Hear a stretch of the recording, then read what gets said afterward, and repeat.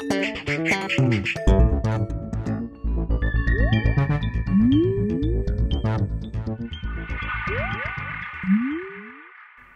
everyone and welcome to The Vortex, where lies and falsehoods are trapped and exposed. I'm Michael Voris.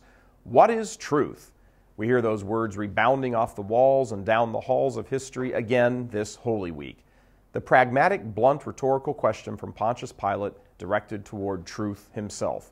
Pilate stands in the place of so many of our fallen human race, willing to sacrifice truth in exchange for peace.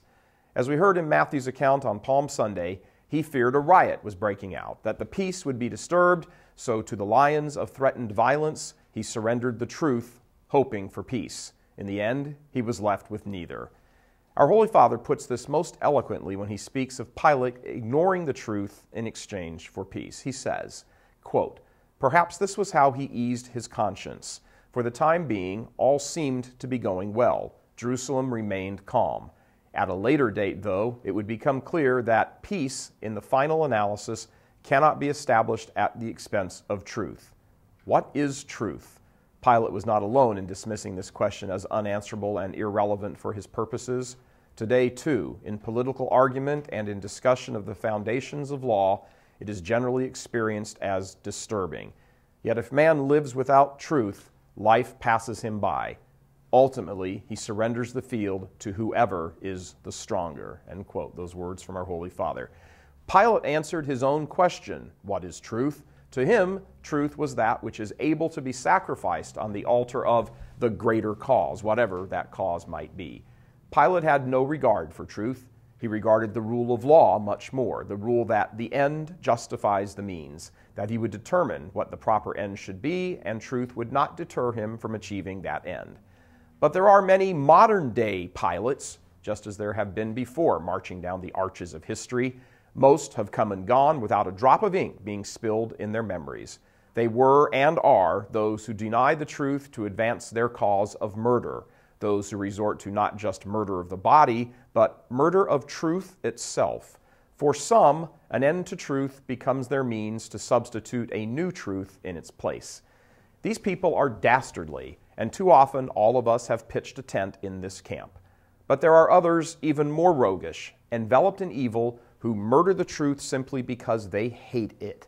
What takes its place, they have no care nor give a thought about. Observe the difference between Pilate and the Jews.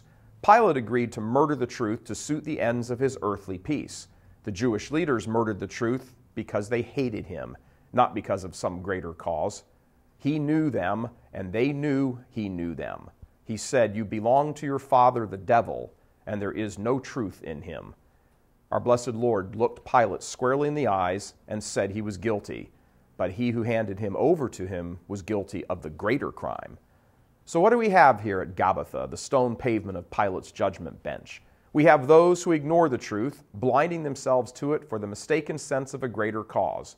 And we have the haters of truth, who will have no place to hide on Judgment Day.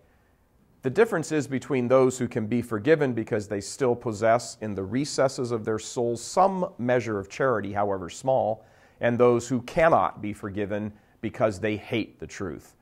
But we also have a very small group standing by quietly in the back of Pilate's courtyard, the small group of women and young John, who know the truth personally. They understand that the truth must be held up to ridicule for it to have its greatest effect. They know, too, that truth must undergo derision and ridicule if its real power is to be revealed. Truth must undergo the savages of attacks, so then when it has survived everything that has been hurled against it, it will be known by the simple fact that it remains. Stand fast in the truth despite the crosses that will come your way. God love you. I'm Michael Voris.